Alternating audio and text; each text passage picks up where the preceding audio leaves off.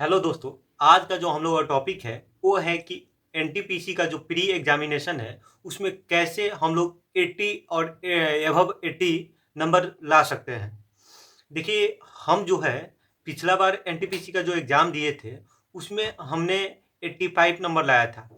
हालांकि जो 85 नंबर था वो मेरा नॉर्मलाइज मार्क्स था। जो रॉ मार्क्स था वो उससे कम था।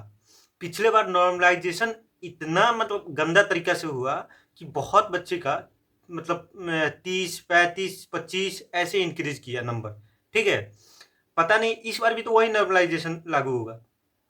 लेकिन इस बार देखने वाला बात ये है कि पिछले बार प्री एग्जामिनेशन में 1 करोड़ स्टूडेंट बैठे थे, लेकिन इस बार जो ग्रेजुएशन लेवल का है चाहे इंटर लेवल का है, दोनों का अलग अलग मतलब एग्जामिनेशन होगा प्री। तो लगभग मतलब 60 लाख के अप्रॉक्स ग्रेजुएट लेवल वाला में फॉर्म गिरा है और 60 लाख के आसपास ही इंटर लेवल वाला में भी फॉर्म गिरा है। तो दोनों को मतलब कंबाइन किया जा रहा है तो 1 करोड़ से ऊपर फॉर्म हो जा रहा है। बट जो ग्रेजुएशन लेवल वाला है उसका प्री एग्जामिनेशन अलग होगा और इंटर वाला अलग होगा। तो इसका ये इफेक्ट पड़ेगा कि जो नॉर्मलाइजेशन है ना, पहले 25-30 इंक्रीज किया था वो इस बार उतना ज़्यादा नहीं देखने को मिलेगा। देखने को तो मिलेगा लेकिन उतना ज़्यादा नहीं देखने को मिलेगा। यानी कि आप लोगों को ये सोच के चलना है कि नॉर्मलाइजेशन में मेरा मैक्सिमम टू मैक्सिमम मार्क्स 10 से 12 इस तरह इतना ही इंक्रीज करेगा। ठीक है, तो उस हिसाब से आपको प्रिपेयर रहना है एग्जाम के लिए। रहा बात कि कैसे कैसे मतलब 80 से एबव मार्क्स लाया जाए। ठीक है, तो देखिए सबसे पहला आखिरी समय जो मतलब लगभग अब 10 से 12 दिन बचे हैं एनटीपीसी के एग्जाम का। तो इस सिचुएशन में मेरा दो ही काम था। मतलब हमने कैसे सिक्योर किया उतना नंबर। मेरा दो ही काम था कि एक तो डेली के डेली प्रैक्टिस सेट लगाना, प्रीवियस ईयर वाला क्वेश्चन। अभी ये मत कीजिएगा कि हाँ नया प्रैक्टिस सेट लगाए, नहीं, ये सबसे बड़ा मूर्खता है। अगर नया प्रैक्टिस सेट आप लगाने जाइएगा आपका नंबर कम आएगा, आप डिमोटिवेटेड होइएगा। वहीं प्रीवियस ईयर लगाइएगा तो रियल वाला जो क्वेश्चन आएगा ना, प्रीवियस मतलब ईयर का जो क्वेश्चन है उसी लेवल का आएगा। ठीक है, और उस लेवल का आएगा तो आपको भी अंदाजा लग जाएगा कि हमारा तैयारी कहाँ तक पहुंचा है। ठीक है, और रहा बात जो भी स्टूडेंट एनटीपीसी या रेलवे के एग्जाम की तैयारी करते हैं, उनका लगभग ये देखा जाता है कि मैथ रीजनिंग अच्छा रहता है।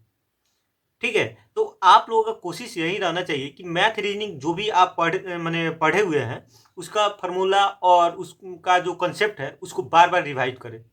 अभी तो लगता है कि हाँ सब मुझे याद है, सब कंसेप्ट मुझे मालूम है, लेकिन एग्जाम हॉल में जब क्वेश्चन सामने आता है तब हमें माइंड में वो कंसेप्ट डायरेक्ट नहीं आ पाता है। फिर हम उसको मतलब रिवाइज करने के चक्कर में कि हाँ मैंने क्या था कंसेप्ट क्या नहीं था, इसमें मेरा टाइम कंज्यूमिंग ज़्यादा हो जाएगा।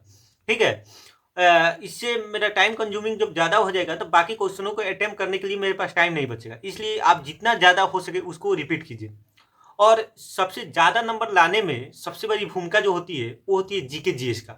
ये जिसका सही हो गया ना, अगर 40 क्वेश्चन आती है, 40 में से जो 30 या उससे ऊपर क्वेश्चन कर लिया ना, वो समझो से 80 मैंने 70 टू 80 के आसपास कर लेगा, आराम से कर लेगा, अगर जिसका मैंने 30 या 30 से ऊपर सही हो गया।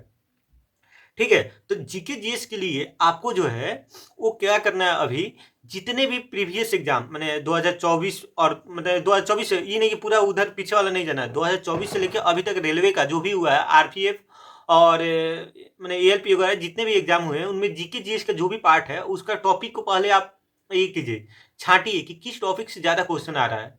ठीक है, और हमने जहाँ तक उसको देखा है उस टॉपिक को, तो हमें समझ में आया है कि सबसे पहला मेरा काम क्या रहेगा, जितने भी इंटरनेशनल संस्था है उसके अध्यक्ष और उसका हेडक्वार्टर। ठीक है, और उसमें कुछ नया मेंबर जुड़े हैं उसका नाम, ये चीज़ एकदम याद रहना चाहिए। उसके बाद देखिए नया ट्रेंड में जो है वो डांस मतलब लोक नृत्य और शास्त्रीय नृत्य दोनों के बारे में पूरा मतलब भर भर के क्वेश्चन आ रहे हैं डांस के। और करेंट अफेयर में आए तो करेंट अफेयर में अवार्ड से रिलेटेड बिल्कुल एक ना एक क्वेश्चन रह रहा है। ये कौन बोले, एक से ज़्यादा भी रह रहा है, लेकिन एक क्वेश्चन आप मान के चलिए।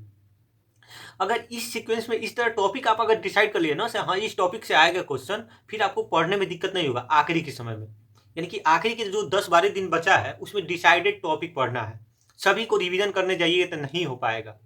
ठीक है, यानी कि उस टॉपिक को पहले आप चूज कीजिए, हाँ कौन कौन से टॉपिक मेरे लिए ज़्यादा इंपॉर्टेंट है। और उसका डिसाइड एक ही टाइप से हो सकता है कि प्रीवियस ईयर देखे रेलवे का जो भी इस साल 2025 या 2024 में जो भी एग्जाम हुआ है, तो उसका ट्रेंड देखे और उस ट्रेंड को फ्लो करे। उसी ट्रेन पे आएगा ही क्वेश्चन आएगा, अलग नहीं होता है, कुछ भी अलग नहीं होता है, बस क्वेश्चन पूछने के थोड़ा सा पैटर्न अलग हो जाता है, बाकी टॉपिक वहीं सेम रहता है। ठीक है, तो आप लोग उस टॉपिक को पहले चुनिए, हाँ कौन कौन से टॉपिक आएंगे, और उसको अच्छा से रिवाइज कीजिए। इस तरह आपका जो है ना फिक्स है कि आपका 70 से एबव मार्क्स आ जाएगा। चलिए यही जानकारी देना था, फिर मिलते हैं आपसे नेक्स्ट वीडियो में। कभी आप लोग कहिएगा तो हम अपना टेक्स्ट बुक पर जो भी प्रैक्टिस सेट लगाते हैं उसमें कितना मार्क्स अभी आ रहा है उसको हम अपना शेयर कर देंगे। थैंक यू, फिर मिलते हैं आपसे नेक्स्ट वीडियो में।